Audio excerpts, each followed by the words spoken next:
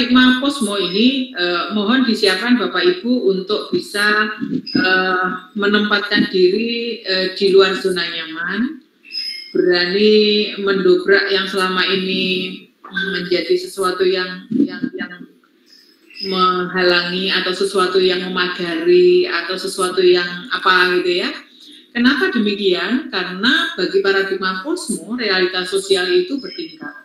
Jadi kalau ada realitas fisik, kemudian realitas psikis, ada realitas mental, ada realitas luar Tuhan yang transenden, itu semua bisa menjadi sesuatu yang layak untuk diteliti. Kalau positivistik harus terukur, ya kan?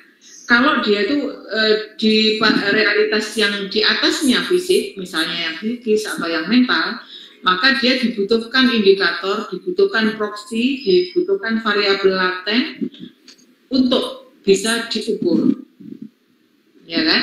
Seperti ini. Paradigma interpretatif sama kritis barangkali bisa sampai pada level realitas tertentu. Tetapi ketika paradigmanya posmo itu menembus batas. Ya, sinergi pemikiran dua kutub yang berbeda, dekonstruksi hasil dari proses agreement, tidak ada pemisahan antara objek dan subjek. Jadi kalau misalnya Bu Ida Nuraini, Bu Dwi, dan Bapak Ibu yang lain mengajar misalnya tadi teori konsumsi Keynes yang pernah kita obrolin minggu lalu, karena Keynes itu nggak pernah ke Dinoyo, nggak pernah ke Bumiasri, nggak pernah ke kayu tangan, gitu kan? Maka boleh nanti bikin teori konsumsi baru, ya, disebutnya teori konsumsi Bumiasri, itu boleh. Yang kita Keynes itu kan bukan kitab suci, tapi kayaknya kadang-kadang kita lihat rumus matematika itu salah, itu kayak sudah kiamat, gitu kan? Padahal sebenarnya matematika itu adalah salah satu alat untuk memahami ekonomi. Ekonomi itu ada positivis, ada positif, ada normatif, dan ada art.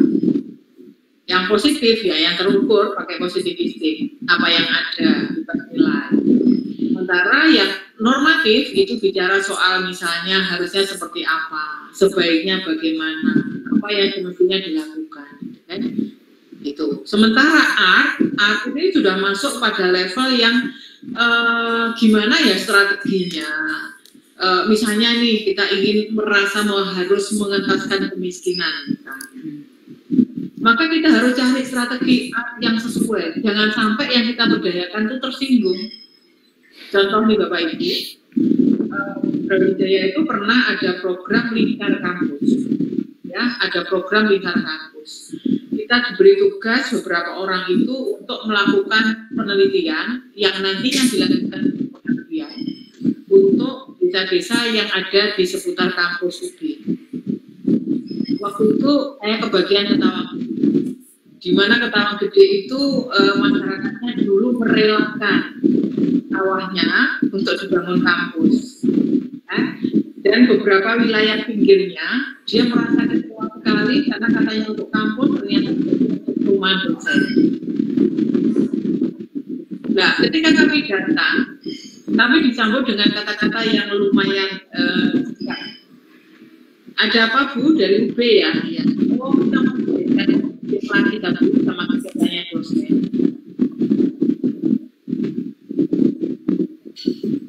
Jadi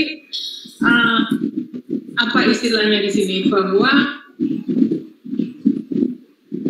apa yang kita anggap sesuatu yang benar atau sesuatu yang teori yang cukup mapan, sebenarnya nggak mapan-mapan amat gitu loh. Kita bilang memberdayakan gitu tadi, mereka rasanya sebagai berdayakan, mereka jadi objek gitu loh. Mereka jadi objek dan mereka berhak untuk membuka. Nah, paradigma posmo itu memberikan ruang seperti itu. Karena hakikat manusia itu makhluk yang sangat bebas, dinamis, berpikir holistik. Jadi kalau masyarakat saat itu protes seperti itu, bagi peneliti yang itu bukan sesuatu yang menyinggung perasaan, bukan sesuatu yang tidak realistis, bukan. Berarti ada sesuatu di balik itu.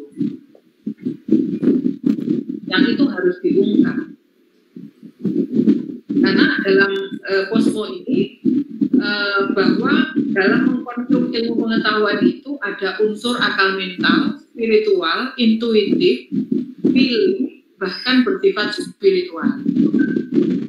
Contoh nih, yang misalnya masih kecil ya, misalnya pada saat SD atau TK gitu ya, kita melihat kalau kita melihat misalnya kita feeling kayaknya anak kita ngelakuin kesalahan ya gitu. Mungkin kita nggak kita yakin ini anak ini melakukan kesalahan, tapi kita nggak punya bukti. Gimana caranya? Kita tanya dengan cara yang terbalik. Kamu jam sekian kemana? Atau dipanggil dia sudah grogi. Aku mau mandi, aku mau ini, menghindari bertatapan mata dengan orang tuanya. Atau misalnya sudah bertemu muka tapi berusaha menghindari kontak mata. Maka sebenarnya orang tua itu punya feeling bahwa sebenarnya anaknya sedang melakukan kesalahan. Dan ternyata itu benar. Maka paradigma Posmo memberi ruang kepada feeling, memberi ruang kepada intuisi sebagai sumber data.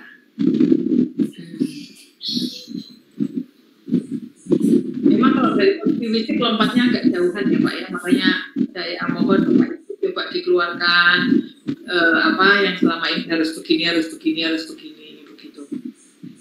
Nah, ilmu pengetahuan itu tidak sistematis, meteorological, deceptor, ever changing, dan bersifat lokal. Jadi boleh Bu Dwi tadi itu membuka teori Keynes dan menawarkan teori konsumsi dunia asri karena sifatnya lokal, khas misalnya. Kalau misalnya Bu Dwi pulang ke Purwokerto, ya teori konsumsi Purwokerto boleh. Misalnya seperti itu. Karena tujuan penelitian itu melihat dan mengungkapkan realitas sosial sebagaimana ada. Karena ini perilaku sosial yang dilihat perilaku manusia, di mana manusia itu punya sisi-sisi yang sebenarnya dia terus berubah. Oke, sampai di sini Bapak Ibu ada yang mau disampaikan?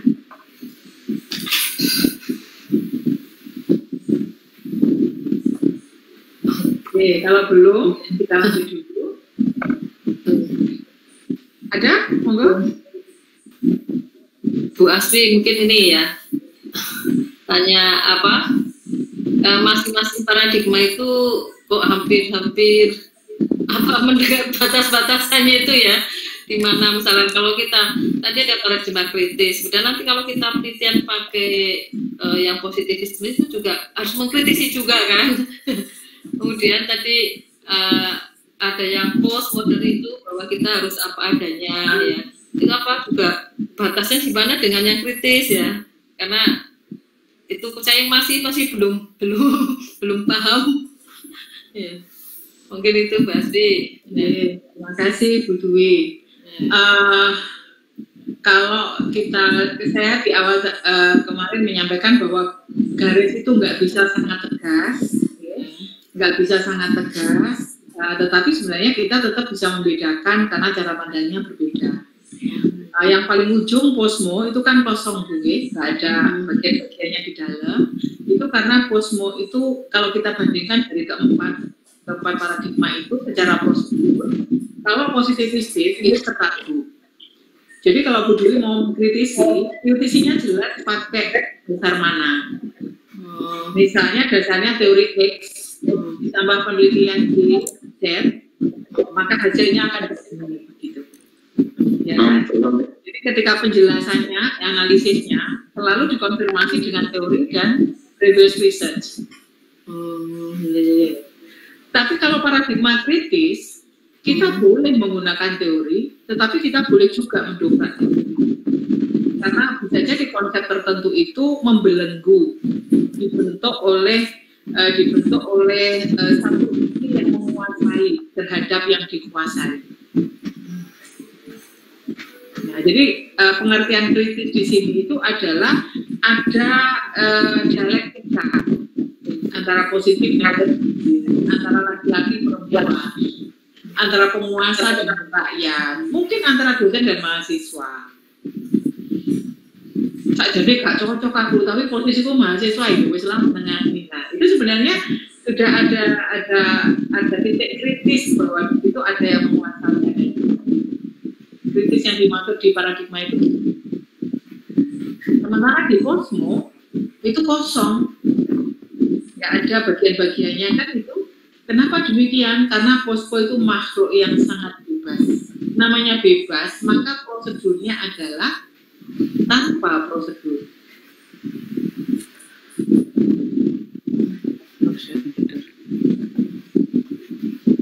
Jadi kalau misalkan pimpinan pakai Cosmo gitu, kita menggunakan pendapat sendiri, intuisi sendiri itu gimana, Bu?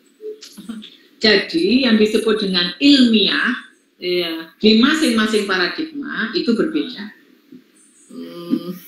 Nanti kita lihat lebih detail lagi secara metode ya Bu ya, secara metode. Jadi misalnya begini, mungkin punya pikiran begini, kalau di kuantitatif taruh kata kita pakai regresi, kan ada uji asumsi klasiknya, kan ada uji validitasnya, kan datanya mau dilihat stasioner atau tidak, seterusnya kan.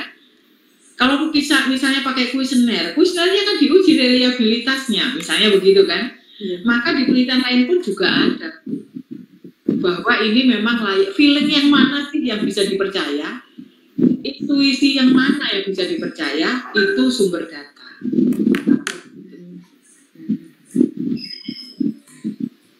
Ya, sekarang masih agak remeng-remeng, kita belum masuk ke metode ya Bu ya. Cara menarik sebuah kesimpulan pada paradigma postmodern itu bagaimana? Oke. Sebenarnya jawabannya nanti Pak, tapi saya kasih contoh ya Pak. Saya kasih contoh clue-nya Pak, clue ya. Kalau di paradigma di positivistik, Bapak misalnya habis statistik, kan uji hipotesis ya Pak ya. Dan kemudian kita punya kesimpulan bahwa ternyata hipotesis alternatifnya, ternyata secara keseluruhan bersama-sama variabel 1 sampai X mempengaruhi secara signifikan. Ya Pak, ini sesuai dengan konsep teori penjelasannya misalnya gitu. Maka di Cosmo kesimpulannya bisa saja tidak ada kesimpulan. Nanti Bapak bisa cek berselancar di perpustakaan. Nanti ada satu pendekatan Cosmo yang dilakukan oleh seorang mahasiswa. Dia tidak menulis kesimpulan, tapi dia menulis pemberhentian sementara. Kalau Pak Samsul suka ya diganti halte juga boleh Pak. Suka-suka. Bersifat lokal. Ya karena bersifat lokal ya.